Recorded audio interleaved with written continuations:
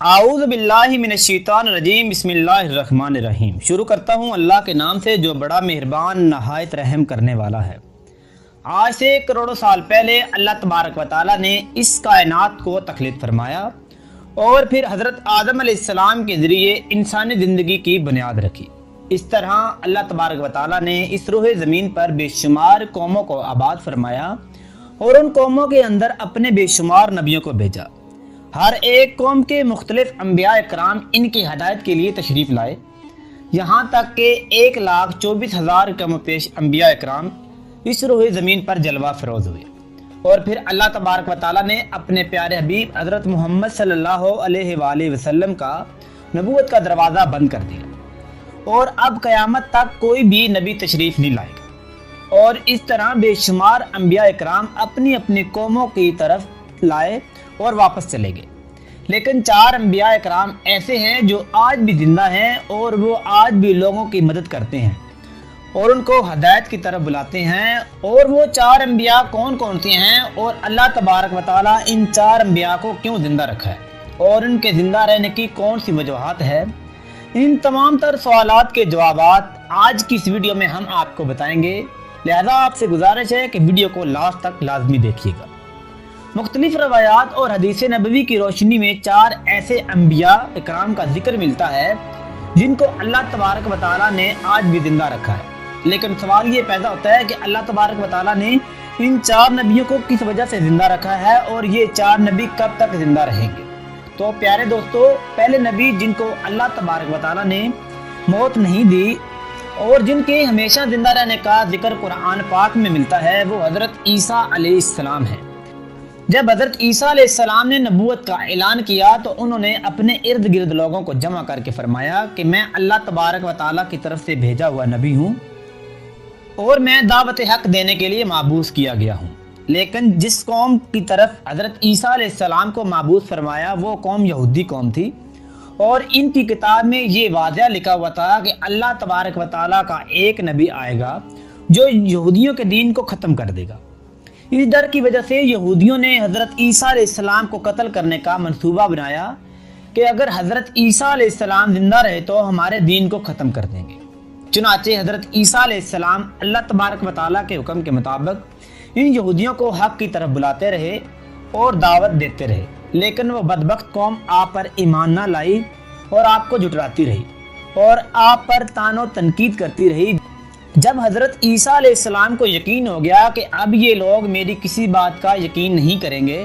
اور اس طرح ہی جہالت پر ڈٹے رہیں گے، ایک دن آپ نے سب یہودیوں کو جمع کیا اور ان کو کہا کہ آپ میں سے کون ہے جو اللہ تبارک و تعالیٰ کے دین پر ایمان لاتا ہے۔ تو ان میں سے تقریباً 12 یا 19 لوگ تھے جنہوں نے اس بات کا اقرار کیا کہ ہم اللہ تبارک و تعالیٰ کی وحدانیت پر ایمان لاتے ہیں، اور کہا کہ ہم مسلمان ہوئے اور یقیناً آپ ہماری بخشش کا ذریعہ بنیں گے۔ ان خوش نصیب لوگوں کے علاوہ باقی تمام لوگوں نے اسلام قبول نہ کیا اور حضرت عیسیٰ علیہ السلام کو اس طرح ہی جھٹلاتے رہے اور اپنے سابقہ دین یعنی یہودیت پر قائم رہے۔ چنانچہ جب یہ چند لوگ حضرت عیسیٰ علیہ السلام پر ایمان لے آئے تو یہودیوں نے دیکھا کہ ایسے ہی لوگ اگر حضرت عیسیٰ علیہ السلام پر ایمان لاتے رہے تو ہمارا دین تو ختم ہو جائے گا، کیوں نہ ہو کہ حضرت عیسیٰ علیہ السلام کو دعوت حق دینے سے روکا جائے یا معاذ اللہ ان کو قتل ہی کر دیا جائے۔ اس طرح تمام یہودیوں کے مشورات کے بعد حضرت عیسیٰ علیہ السلام کو قتل کرنے کا منصوبہ بنا لیا گیا۔ چنانچہ یہودیوں نے ایک توطیانوس نامی شخص کو مقرر کیا کہ وہ حضرت عیسیٰ علیہ السلام کو قتل کر دے۔ ادھر جب توطیانوس جب حضرت عیسیٰ علیہ السلام کو قتل کرنے کے ارادے سے جا رہا تھا تو ادھر اللہ تبارک و تعالیٰ نے ایک فرشتے کو حکم دیا، جاؤ اور حضرت عیسیٰ علیہ السلام کو آسمان کی طرف اٹھا لاؤ۔ وہ فرشتہ اللہ تبارک و تعالیٰ کی تعمیل کرتے ہوئے حضرت عیسیٰ علیہ السلام کی طرف گیا اور حضرت عیسیٰ علیہ السلام کو اپنے ساتھ آسمانوں کی طرف لے آیا۔ جب آپ آسمانوں پر پہنچے تو آپ کی ملاقات آپ کی والدہ حضرت مریم رضی اللہ تعالی عنہا سے ہوئی۔ آپ کی والدہ نے آپ کو گلے لگا کر پیار کیا۔ آپ نے اپنی والدہ سے فرمایا کہ امی جان، اب ہماری ملاقات روز قیامت ہی ہو۔ اور جب حضرت عیسیٰ علیہ السلام آسمان کی طرف اٹھائے گئے تو اس وقت آپ کی عمر 33 سال تھی۔ حضرت جبرائیل علیہ السلام آپ کو بادلوں کے ذریعے آسمان پر لے گئے تھے اور ادھر یہودی باہر کھڑے ہو کر اس شخص کا انتظار کر رہے تھے جس شخص کو انہوں نے حضرت عیسیٰ علیہ السلام کو قتل کرنے کے لیے بھیجا تھا، کہ نہ جانے کب طوطیانوس حضرت عیسیٰ علیہ السلام کو معاذ اللہ کب قتل کر کے باہر آئے گا۔ اس طرح جب کافی دیر گزر گئی اور وہ شخص باہر نہ آیا تو اس وقت تمام یہودی حضرت عیسیٰ علیہ السلام کے گھر کی طرف گئے کہ آ کر دیکھتے ہیں کہ ماجرا کیا ہے۔ تو انہوں نے وہاں پر ایک شخص کو پایا جس کا چہرہ حضرت عیسیٰ علیہ السلام جیسا تھا۔ انہوں نے اس کو قتل کر دیا۔ قتل کرنے کے بعد انہوں نے دیکھا کہ اس کا چہرہ تو حضرت عیسیٰ علیہ السلام جیسا ہے، پر یہ تو ہمارا بھیجا ہوا ہی وہی شخص ہے، یعنی طوطیانوس ہے، جس کو ہم نے حضرت عیسیٰ علیہ السلام کو قتل کرنے کے لیے بھیجا تھا۔ یہ ماجرا دیکھ کر تمام یہودی پریشان ہو گئے اور دو گروہوں کے اندر تقسیم ہو گئے اور تمام یہودی آپس میں لڑنے اور جھگڑنے لگے۔ اس لڑائی کے اندر بہت سے یہودیوں کا قتل عام ہوا، جس طرح کہ اللہ تبارک و تعالیٰ سورۃ النساء میں فرماتا ہے، اور ان کے اس کہنے کی وجہ سے کہ ہم نے اللہ تبارک و تعالیٰ کے رسول حضرت عیسیٰ علیہ السلام کو قتل کر ڈالا، حالانکہ انہوں نے ان کو قتل نہ کیا اور نہ ہی ان کو سولی پر چڑھایا، مگر ان کے لیے کسی کو حضرت عیسیٰ علیہ السلام کا ہم شکل بنا دیا گیا۔ اور بے شک جو لوگ ان کے بارے میں اختلاف کر رہے ہیں وہ شک میں پڑے ہوئے ہیں اور ان کے پاس کچھ بھی علم نہیں، مگر یہ لوگ گمان کی پیروی کر رہے ہیں۔ بلکہ اللہ تبارک و تعالیٰ نے حضرت عیسیٰ علیہ السلام کو آسمانوں کی طرف اٹھوا لیا تھا اور یقیناً وہ قتل نہیں کیا گیا، اور اللہ تبارک و تعالیٰ غالب و حکمت والا ہے۔ حدیث نبوی ہے کہ نبی کریم صلی اللہ علیہ وآلہ وسلم ارشاد فرماتے ہیں کہ حضرت عیسیٰ علیہ السلام قیامت سے پہلے زمین پر تشریف لائیں گے اور سنت نبوی کے مطابق زندگی گزاریں گے۔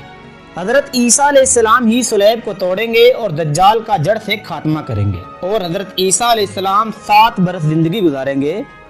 اور اللہ تبارک و تعالیٰ کے دین کو عام کریں گے۔ آپ کو مدینہ کی سرزمین میں گنبد خضرا میں دفن کیا جائے گا،